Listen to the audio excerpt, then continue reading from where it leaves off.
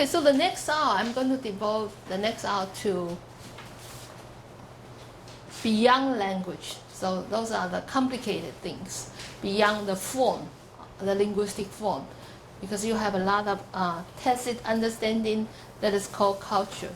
And we have used the word so often, but a lot of times we don't know what culture really involves. If you look at the definition, I think this one has a very comprehensive definition of culture.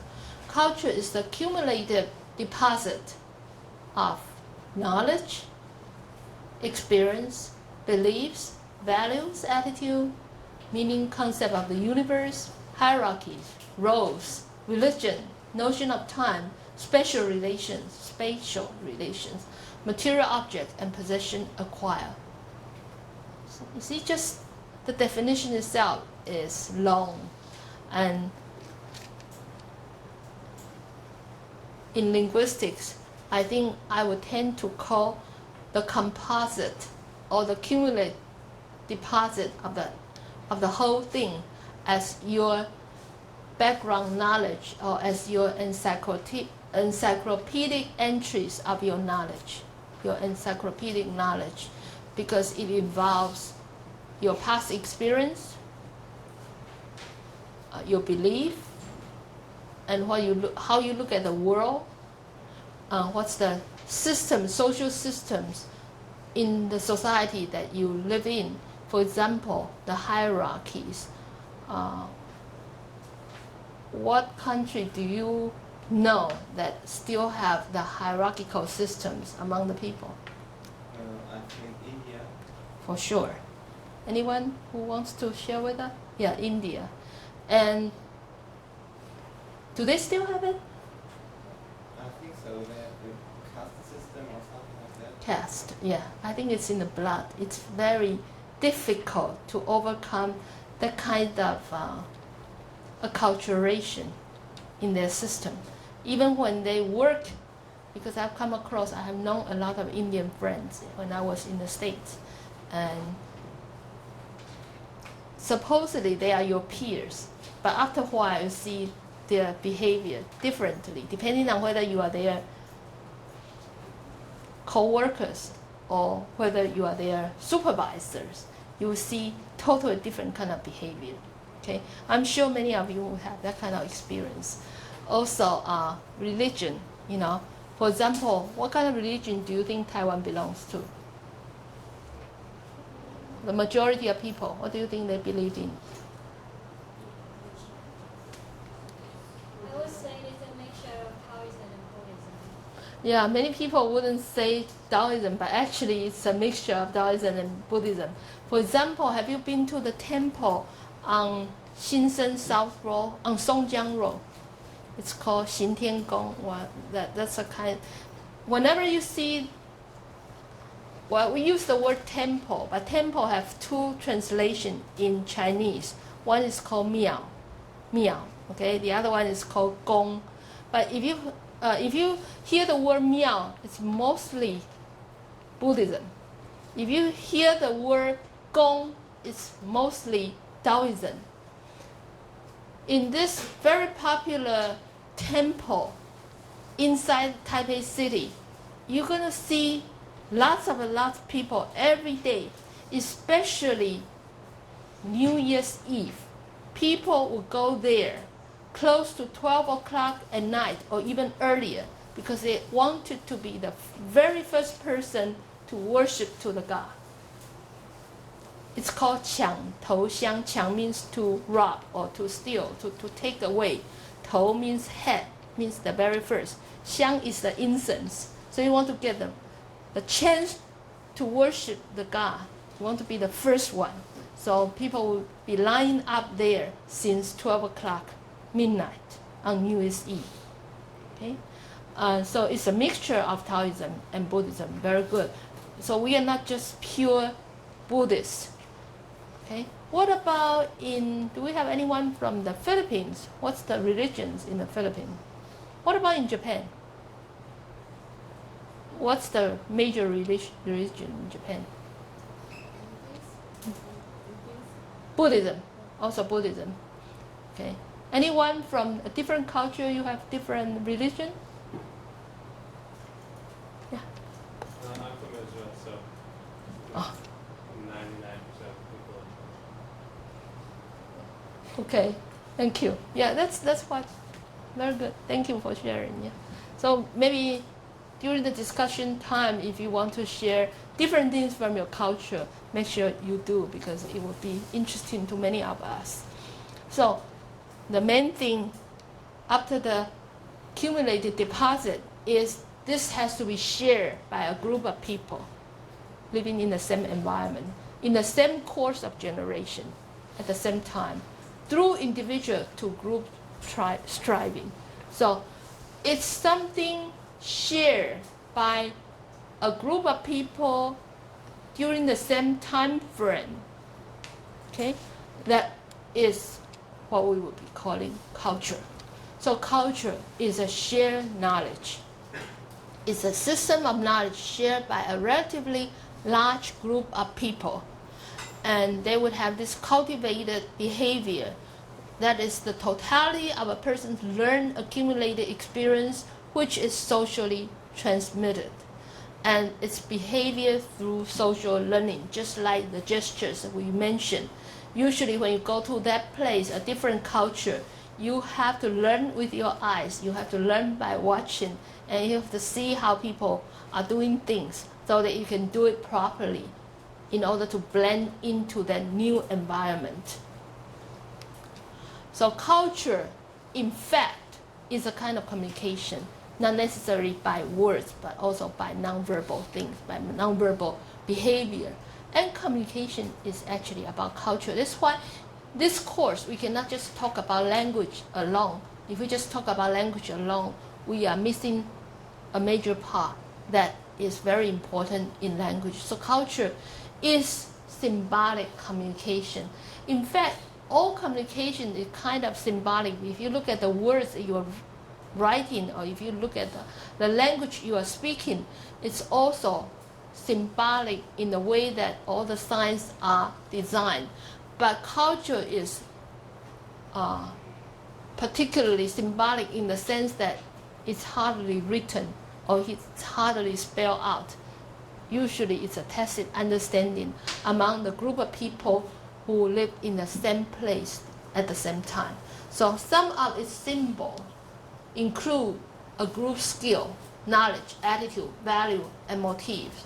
And the meaning of the symbols are learned and deliberately perpetuated in a society through its institution.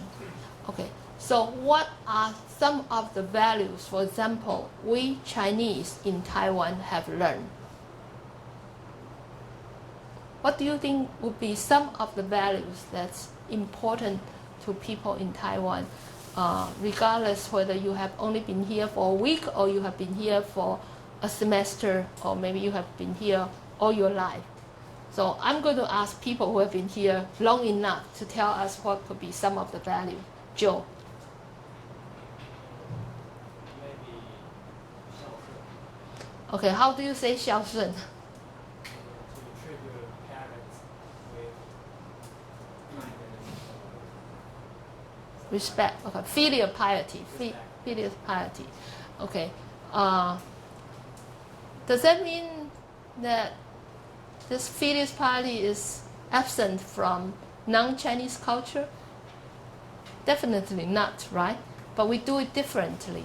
What would be the embodiment of filial piety for the Taiwan society? Tin?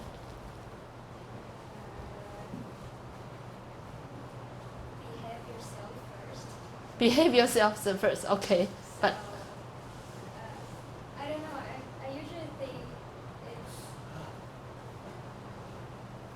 parents who expect their children to do something, like gain money in the future or get a good social status in the society in order to honor the family or in order to bring glory to the family. okay, honor the family and bring the glory to your family. The Chinese expression is called 光宗耀祖. Guang is to glorify, right? Your ancestor.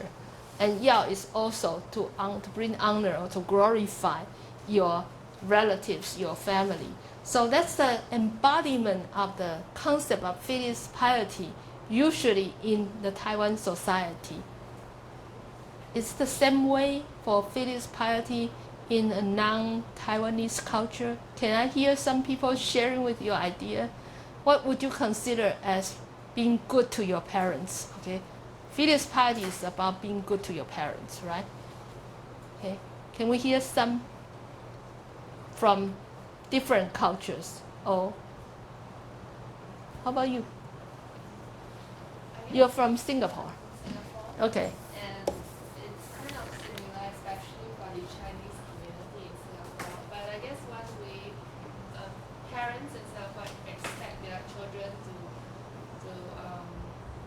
give them money after we start working every month to support them in their old age. So it's a way that we show filial piety.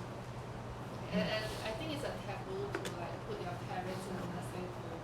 Oh, okay. It's a taboo to put your parents in a nursing home. Unless- Remember that. Unless it's really absolutely necessary. Yeah. But they won't be too happy about it. Okay. So I'm glad that you share that with us, because for the to bring money to your parents when they are old, we also have a Chinese expression for that. It's called 养儿防老. Yang is to raise, to bring up. Is children, to bring up your offspring, because you want to be protected when you are old. Okay? So all this kind of concept is accompanied by either a proverb or a slang or a saying in Chinese. Okay? Can you write them in the whiteboard? Sure. Okay. Or maybe I ask Chester, can you just write down 光宗耀祖and 养儿防老, okay? So on the board, so that you will be able to appreciate more. That's why the concept is actually deeply ingrained by the saying or the language.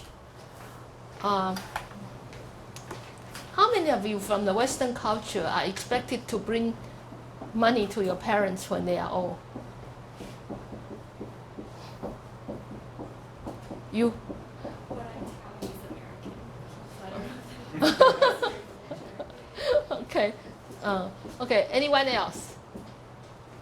You too. I don't know if it's only in Mexico, but since I'm the youngest, I'm supposed to take care of my parents when they're old. Typically, you're not supposed to get married. It's like a really traditional Mexican families. Before, yeah, you're not supposed to get married.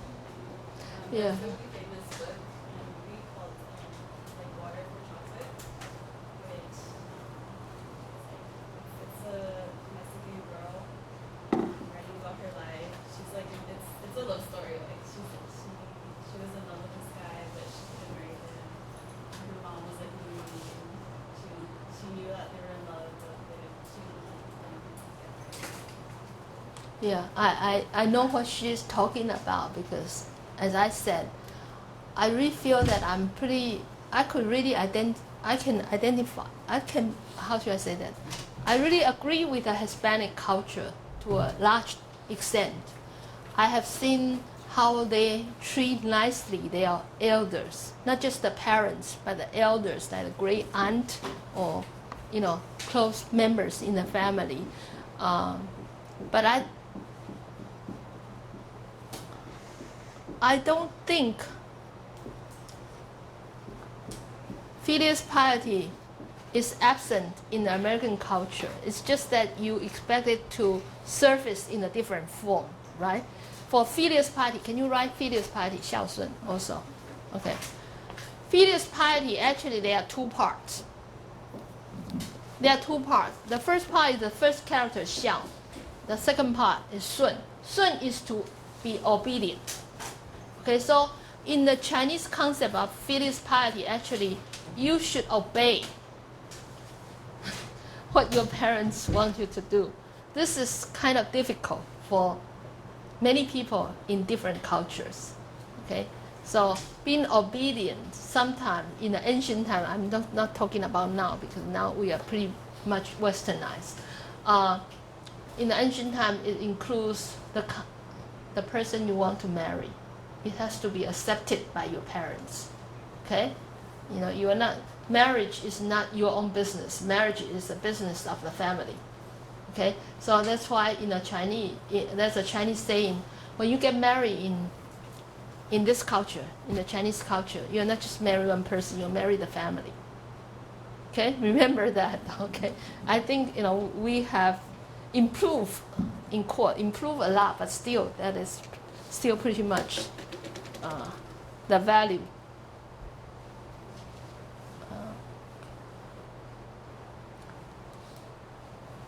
So, I'm just talking about the value alone, and then you can see many things that could be surfaced in different ways. So these symbols are learned, and they are transmitted to be perpetuated deliberately on purpose, you know, in a society through institution. Institution means, you know, the ways of doing things. For example, filius piety, the family, the nucleus family, the family bond is very strong, or we want it to be very strong in this culture. That's why you can see a lot of institution, a lot of ceremony, a lot of practices that is heading toward that direction. So when we talk about something being symbolic, usually we will look at this triangle. When we communicate, we are using kind of triangles of signs. There are three kinds of signs. One is called icon. The other one is called indexing. And then you also have symbol. What is icon? Icon usually means the form and the meaning. They have a kind of mapping relationship. So, for example, it's more metaphorical. It's not direct. As opposed to index. Index is the form actually points to the meaning. Okay? It's a more direct kind of relationship. As for symbolic meaning, usually means the form and the meaning, they could be quite apart. But one thing would be symbolic of another thing. One thing would mean something else, probably totally unrelated on the surface. So maybe we can look at, we can think of some example to explain these three kinds of signs. When would you have something called an index? Can you give me an example of an indexing kind of sign? If you look at a sign for a restroom and it points to the restroom, usually it's more indexing in nature, right? Because it points right there. What would be icon? The form and the meaning, they have a kind of relationship. It's usually a mapping relationship. Could be an icon. If you look at, if you go to the temple and you worship your God, the God is usually an icon because it represents a kind of belief or a kind of practice that you want to follow or that you want to honor. What would be a kind of symbol? Alphabets, Chinese writing system, any kind of writing system, that would be symbolic because the form and the meaning, they don't have any kind of direct relationship. They are actually arbitrary in nature. However, one thing would point to another. So if you look at, for example, if you look at this, why would this be xiao? Why would this be sun? Why would this be obedience?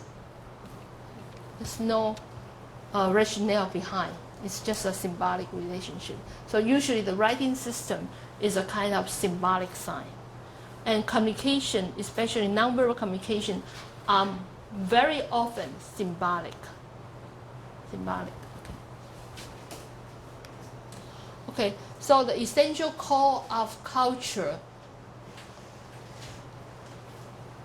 we would say traditional idea and especially their attached values. That's why I talk about value.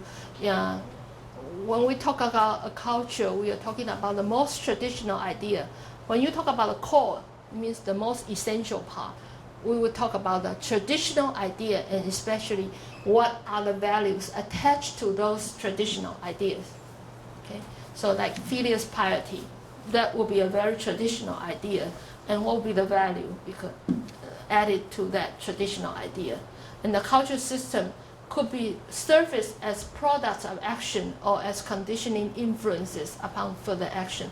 So you could act in one culture because the culture requires you to do so, or you could use that unwritten condition, constraint as a conditioning factors for your future action.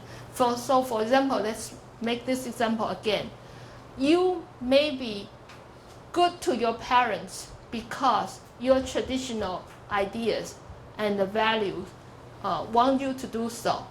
But again, you may want to do this, you may want to transmit this idea to your offspring, to your children, so that they will behave in the future the same way. Okay? So that's usually something common to a group of people in the same society. So culture is actually a collective programming of your mind. Okay, that's pretty heavy, right? Collective programming. Collective means a group, and programming means they want you to they want to conditioning you, condition your mind so as to condition your behavior. That distinguishes the member of one group or category of people from another. So usually you would find these people from the same culture because they share the same value. So culture is the sum of the total of learned behavior of a group of people that are generally considered to be the tradition of the people and are transmitted from generation to generation, hopefully. Okay? Because right now the world has been changing and we are moving into a global village. So a lot of values, a lot of ideas, a lot of traditions will be so hard to hold on to. It's very hard to hold on to. So you might want to go home and think about what are the traditions that you're brought up with. What are the traditions you still want to honor? What are the values, are those traditions to you if you still believe in that? Okay, so what is collective programming? We can look at this picture. Probably it's very clear to you. You have the blue one and the red one. What do you think will be the Chinese collective programming for food? This, right? We want to use chopsticks. We want to drink tea, right? And then, well, this is exaggerating. We don't do this anymore, right? And in the Western parts, you could have coffee, you could have drink, beer. You don't use chopsticks, etc. Let me ask you, among you, how many of you would use rice as part of your main meal? Rice. Okay, so we have more people who would eat rice as the main course. How many of you do not have to eat rice for your main course, or you don't prefer rice? Can you raise your hand? Oh, you are very atypical. Can you tell me what's the problem? Just rice is very filling, so then I can't taste like the others. Oh, okay. So that's individual reason. Okay, that's not collective reason. I have heard my Cuban neighbors long time ago. My Cuban neighbors told me it would not be a meal without bread. If there is no bread, he doesn't consider he's having a meal. Okay, so there are people like that. So for a lot of Chinese people, it would not be a meal without rice. Okay, so we have exceptions as well, right? How many of you rely on what else? Rice, bread, anything else? Noodles, I don't think so. But in China, the northern people, like I'm married to a northerner from China, their family, they would rely on anything made of flour. So like dumplings, cakes, not the kind of cake you're thinking about. Okay, what else? Noodles. Okay, 葱油饼, that kind of cake. Like the pancake, that kind of thing. So collective programming. So how will culture be manifested? Cultural differences manifest themselves in different ways and different level of depth. You could see the most superficial level would be at the symbolic level as symbols. I'll explain this. And then sometime in the middle you have heroes and riches. Riches are the ceremonies. Heroes are some of the figures, right? And then the deepest core, the deepest part will be the values. So when we talk about culture, we talk about tradition, and we are talking about the values added to those traditions. The most ingrained one would be the value, and the most superficial one would be the symbol. If that's represented by a chart, it would be like this. You see in the center part, that would be the value. That's the core of your cultural manifestation. And then you would have riches, you would have heroes, and then on the surface you would have the symbols. And of course you can do this through different kind of practices. Let's look at some example. The symbol. So symbols, as I said, the easiest kind of example will be words, the language. Gestures, pictures, objects that carry a particular meaning, recognizable only by those who share a particular culture. Can you think of one symbol that is only recognizable by people from your culture? We have seen some gestures just now, right? So how about words? Probably if you cannot read Chinese, the Chinese would be the symbol, the Chinese writing system would be the symbol shared by people in the same culture. Objects, I'm sure we have many objects that would be only peculiar to a particular culture. Can anyone share with us a particular object in your culture that you think is not shared by other cultures?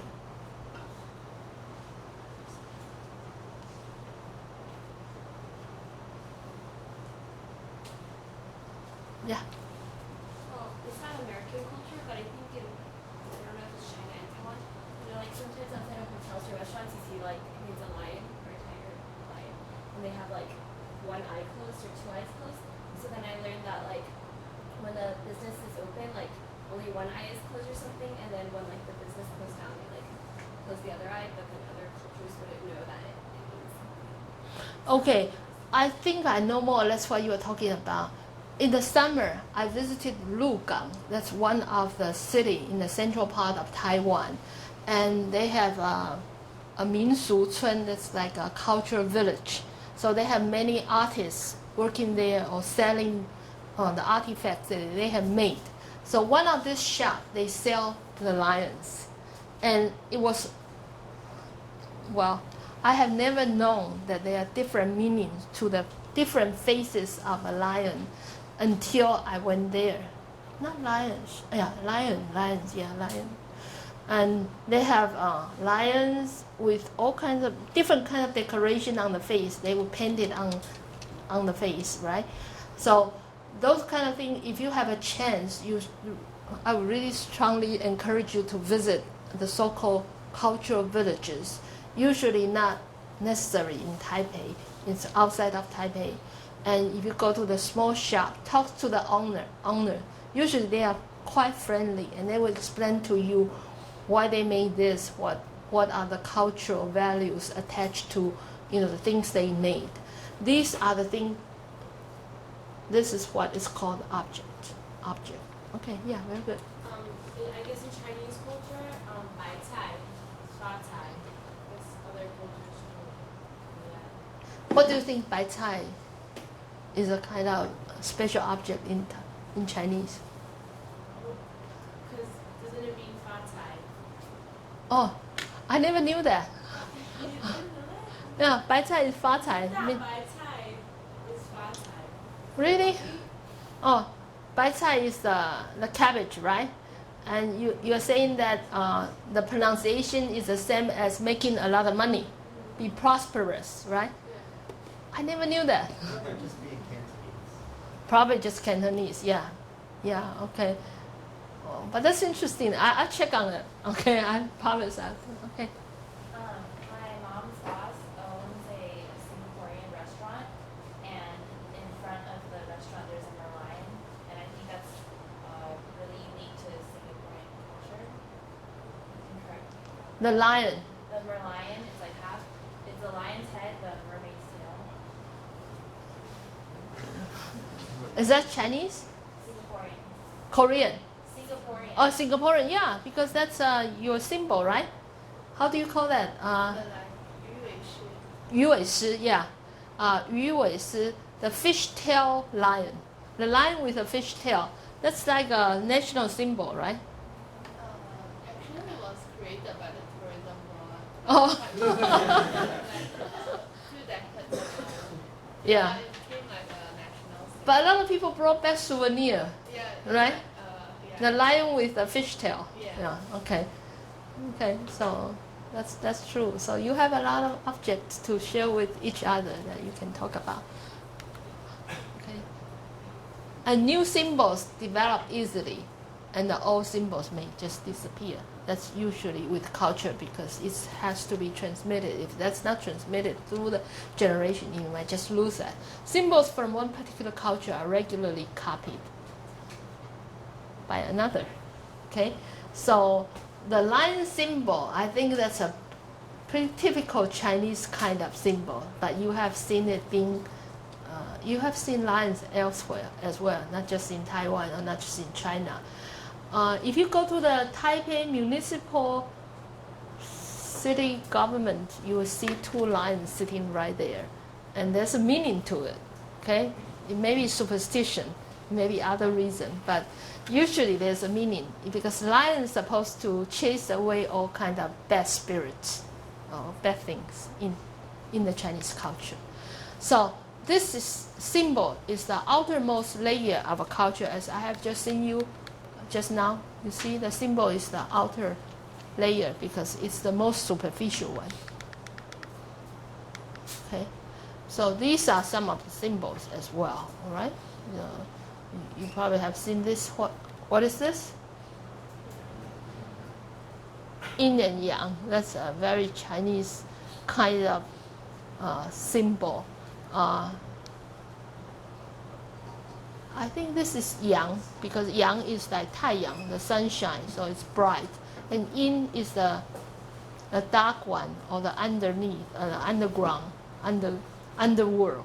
Okay, so yin and yang. And the yin and yang is supposed to be the two main essence of anything. For example, a human being, you have to have the yin and the yang has to be in harmony so that you can be healthy. Okay, and yin is usually referred to the feminine, the female, and yang to the male, and so they think for that reason, probably you have marriage as well. Okay, okay, now the second, the middle part will be the heroes. The heroes, of course, you know the person, past, present, real, or unreal, who possess characteristics that are highly prized in the culture. So, look at these heroes. Anyone who doesn't recognize him? And this? Is this Chinese? Of course not. How about this? These are the new heroes. Chester just look up for me. Who are these? I recognize it because it's from that new movie that's coming out. That's a new movie. Yeah. Sadiq. Yeah, Sadiq Bali. Yeah, that's the new heroes as Formosan heroes, and they are making a big hit, right? The movie, supposedly they have sold it so well. So maybe if you have a chance, when they have the English subtitle, or if you just want to practice your Chinese, you can, take some of your free time and enjoy I heard that it's coming in 2 parts, right? So right now they're only playing part 1. So you can also wait until part 2 is out. You can enjoy the movie altogether. It's about Formosan hero who fought bravely against the Japanese to protect their tribe. Rituals. Rituals are collective activities sometimes, considered socially essential. They are carried out most of the time for their own sake. For example, like ways of greeting, paying respect to others, religious and social ceremonies, etc. Okay, ways of greeting. It bothers me so much. A lot of times people want to exaggerate the Chinese ways of greeting. What do? Can anybody show me how do they do? Chinese greeting. Have you seen it? You see people do this? We don't do that. Okay, that's exaggeration because we don't do that at all. Okay, how do you greet? How do you, yeah, I don't know your name yet, but yeah. In my country, In your country. shake hands. Shake hands. Even for women. Okay, you will shake hands, you will. So if you don't show that you are willing to shake hands with a man, can he do that? Can he shake hands with? Just offer your hand and then they will. Okay, even with shaking hands, I don't know how do you shake hands. I sometimes got. It bothers me a lot to see the way people shake hands with me. Sometimes they only touch the tip of your hand, right? Sometimes people will shake your hand like this. Which way do you prefer? I prefer the latter. I hate people shake my hands by only touching my fingers. I don't know. Do I have contagious disease or what? Yeah. We say that if the handshake is not firm enough, it means that you have a bad character. It's not your weak character. It's Okay. a very, very bad trait. So I'm with your culture, yes, yeah. Because I think that's sincerity. If you have already offered your hand, why do you just want to touch people? Is that out of politeness? Not to me, anyway. Okay. All right. So these are rituals, and this is a Chinese ritual in Taiwan. Anybody recognize? It's coming up, right? Chester, it's coming up. You know what day is September 28th? Thank you. Okay, a lot of Chinese students forget about that because we don't have a day off anymore. September 28th, we used to celebrate Confucius' birthday, and because of that, it's called the Teacher's Day.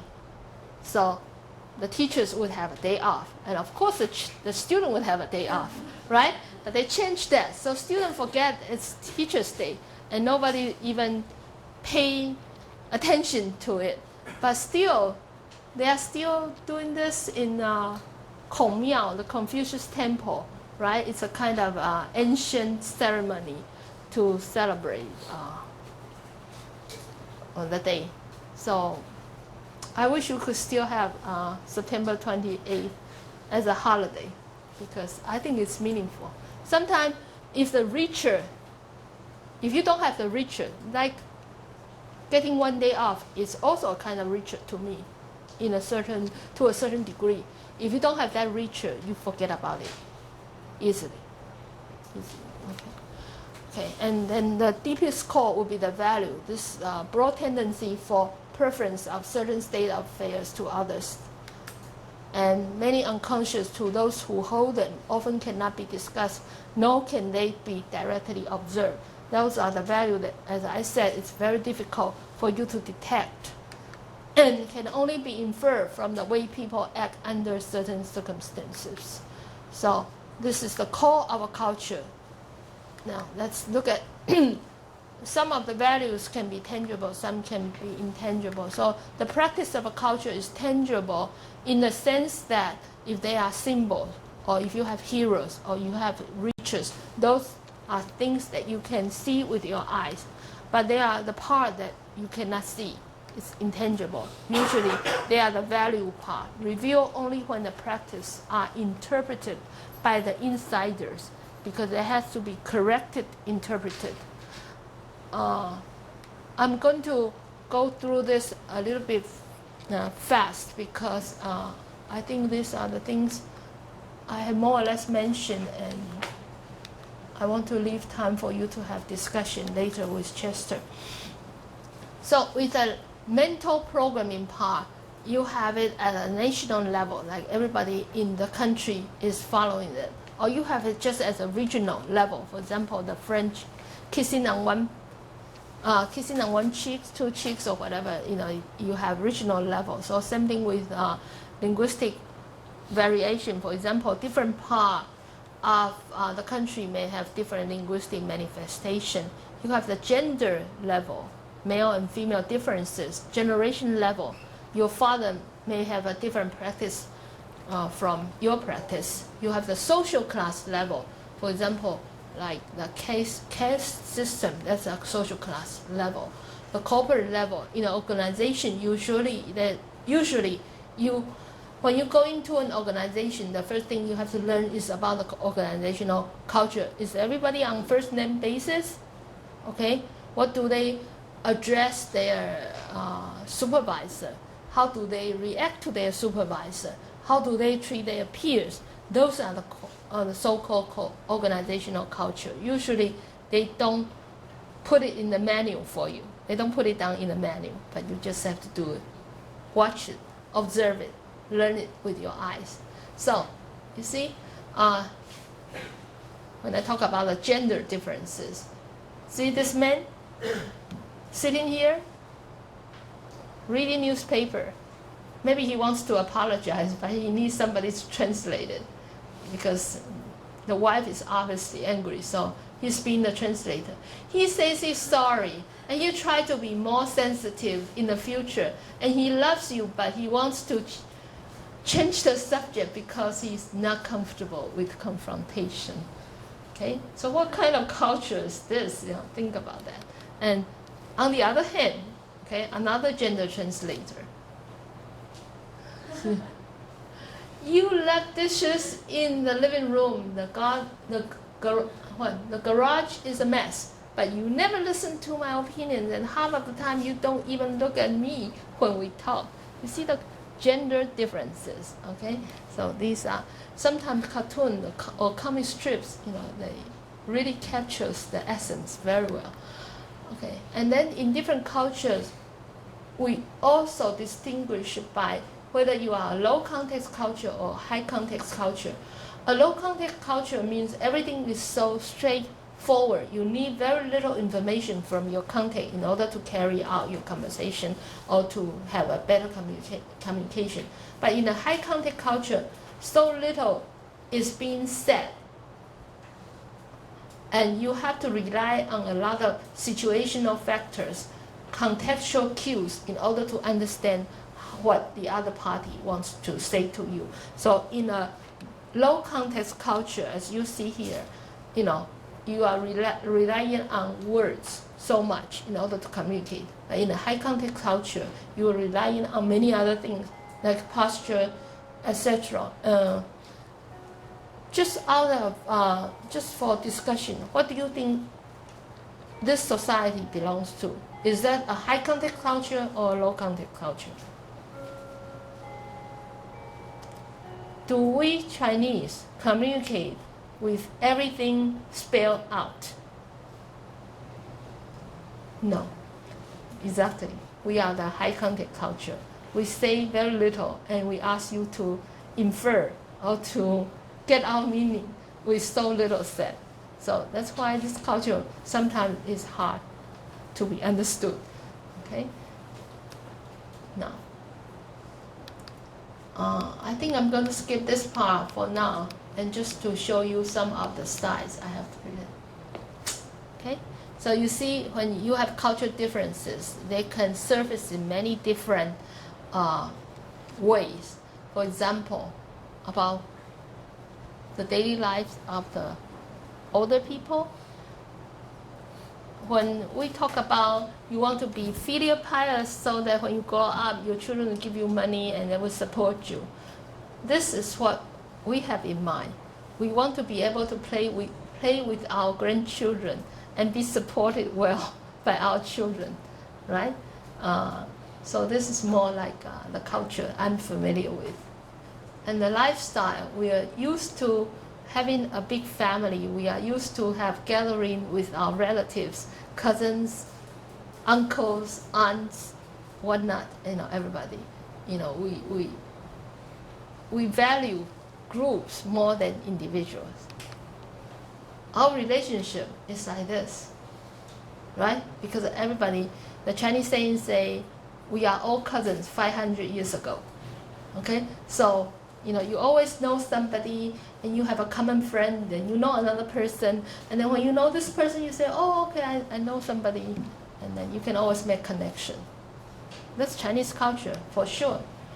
And in terms of ego, yeah, you're laughing, but that's true.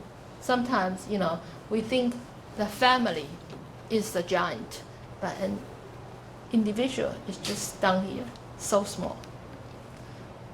Sunday. Is that your experience of Taipei on Sundays? Oh, yeah. Well, I know the book is actually comparing China to Germany, so I don't think it's fair to compare because Sunday every store is closed, you can't buy anything, and so there's not much to do. So actually everything is closed, so it's normal that there's nobody outside. So I don't think it's fair to compare those. Okay. When I first went to the United States some 30 years ago, there was a Sunday law. I think Germany has not lifted the Sunday law yet. In the United States, even for those of you, because you are not 30 years old yet, 30 years ago, there was a Sunday law. The stores are not supposed to be open on Sunday. They have to be closed. But then they lift the law little by little so that you can open for half a day, you can open until 6 o'clock, and now you don't have Sunday law anymore. My son is recently in Austria. I guess it's pretty much German in background. Austria is even worse. Yeah. Since the opening times are even shorter than Germany, so it's worse. Yeah. So he said, what am I supposed to do on Sunday? Everything is closed. Yeah. So Sunday you're supposed to rest. Okay? And for party. Okay, you see the Chinese party. That's true. Yeah, okay, that's very characteristic as far as I can concern. Up until now, I'm still not used to this kind of party. Yeah, I must say, I grew up this kind. Okay, opinion. You see, a high context culture like we are, we don't say things straight. Okay. We don't beat about the bush. You can see it from our writing style. If you learn how to write Chinese, your teacher is supposed to say you have to have an opening. So you have to beat up the bush a little bit before you lead your readers to what you really want to talk about. So for Chinese students to write in English, it's very difficult because in English writing, they tell your readers what you want to say from the very beginning, right? Okay, so you see, solving problems. Okay, you go directly to the problem or you bypass a little bit and still get there. Okay, that depends on your wisdom. Okay, you have to be wise in order to do that. Okay.